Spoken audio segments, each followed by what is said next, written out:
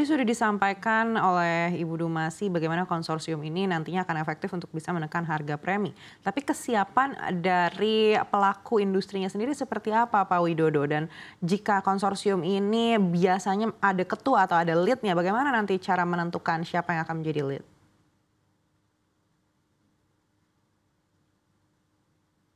Maaf, biasanya kalau konsorsium ini memang ada proses pendiriannya dan ada proses rapat umumnya, jadi hampir seperti koperasi lah.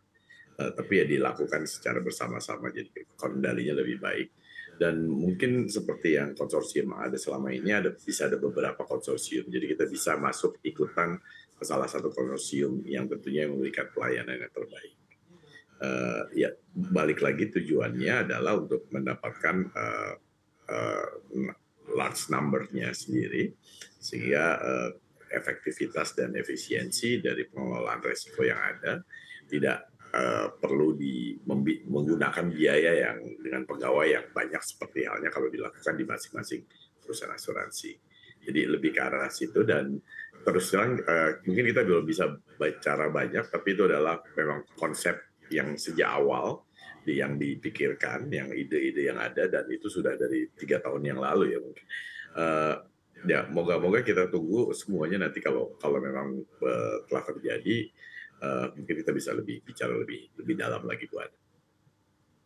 Baik, kita beralih ke Ibu Dumasi. Ibu Dumasi, biasanya kan di setiap perusahaan asuransi ini punya aturan sendiri-sendiri begitu. Ketika konsorsium ini terjadi, bagaimana cara termudah untuk bisa menselaraskan aturan-aturan yang berbeda tersebut?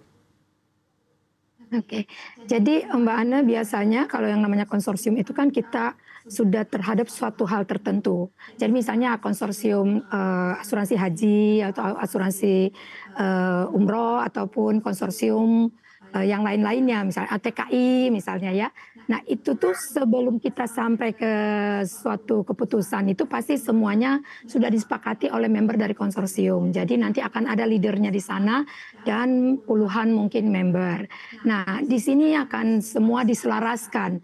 Apa-apa yang tentunya kan tadi kalau kayak misalnya untuk TPL ini tentunya sudah ada satu yang rigid, apa yang menjadi jaminan-jaminannya yang sudah diputuskan nanti dari PP. Nah setelah itu putus tentunya asuransi tinggal menjalankan. Yang menjalankannya berarti member yang bersedia mengikuti dengan ketentuan-ketentuan itu saja Ibu. Nah jadi makanya memang tentunya konsorsium ini harus yang secara policy perusahaannya juga harus yang benar-benar punya mindset harus cepat bayar klaim. Karena kalau dengan demikian maka image-nya asuransi itu di dunia, di industri asuransi itu apapun di dunia Indonesia ini, di masyarakat kita itu akan semakin membaik. Jadi sebenarnya TPL ini karena akan menyangkut seluruh pemilik kendaraan bermotor di seluruh Indonesia, itu akan sangat mudah membalikkan image negatif dunia asuransi menjadi sesuatu yang baik ketika dia bisa ditangani dengan sangat baik. Makanya sangat diperlukan leader dari konsorsium yang memang mumpuni. Bukan hanya mumpuni dari sisi keuangan, tapi juga dari kuat dari sisi teknologi, dari sisi IT system yang memudahkan semuanya seamlessly bisa dibayar dengan cepat gitu. Ataupun ada korelasi dengan bengkel-bengkel yang mungkin kalau terhadap kendaraan berarti yang bisa memperbaiki dengan cepat juga. Kira-kira begitu Ibu. Jadi ini selalu dalam setiap konsorsium, ini kan dunia asuransi memang sudah terbiasa kita Bu. Seperti tadi disampaikan oleh Pak Widodo, kita ada konsorsium pasar, ada konsorsium macam-macam gitu Bu. Gempa bumi gitu ya. Demikian Baik. Bu Ana. Apakah menurut Ibu Dumasi untuk tahap awal ini sudah bisa memasukkan kendaraan listrik juga ke dalam aturan TPL ini? Harusnya tidak masalah karena TPL itu kan terhadap terpartinya ya, pihak ketiganya. Namun yang menarik mengenai electronic vehicle ini adalah kalau dulu mungkin kita berpikir bahwa oh ini harga dari sisi harga lebih murah mungkin ya, lebih efisien dibandingkan dengan kita memiliki kendaraan biasa ataupun hybrid. Tapi kenyataannya sekarang kita mulai melihat bahwa di klaim asuransi mobil itu ternyata kalau kena sesuatunya itu malah kayak beli mobil baru, Ibu. Jadi memang ini tentu akan, saya rasa AUI juga sekarang sedang membicarakan dengan member-membernya how to cope up with this situation. Karena saya juga mendengar contohnya di negara lain, contohnya di China, mereka sangat membuat aturan yang baik mengenai how to handle EV claim, karena ternyata EV claim itu bisa lebih besar daripada, bisa sangat besar, bisa langsung total loss gitu, Ibu. Sangat berbeda dengan apa yang kita alami dengan mobil biasa, mobil dengan non-EV. Seperti itu, Mbak Ana. Baik, kita akan coba tanyakan lagi ke Pak Widodo. Pak Widodo, kalau menurut Ibu Dumasi terkait dengan klaim kendaraan listrik ini kan masih menjadi sesuatu yang tengah kita pelajari saat ini di industri asuransi di Indonesia begitu. Apakah menurut Bapak ini sudah siap untuk masuk juga ke dalam aturan terkait dengan TPL? Oh iya, tentunya harus ya, karena kan meliputi keamanan berkendara dari seluruh pengguna jalan.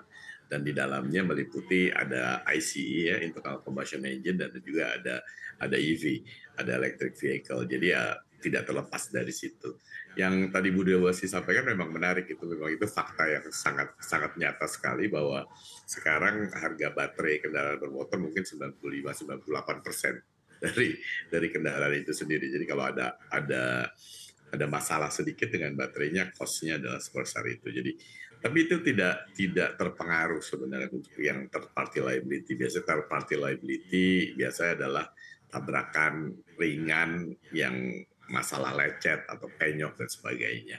Tapi tidak menutup kemungkinan juga third party liability menyebabkan total loss. Nah, kalau dilihat dari persentase jumlah dari electric vehicle yang ada di jalan saat ini masih belum banyak. Jadi kalau toh memang nanti third party liability-nya berdampak ke arah EV sebagai korban, tentunya ya kalau 50-50% kita tinggal accommodate 50% itu dalam perhitungan rate-nya.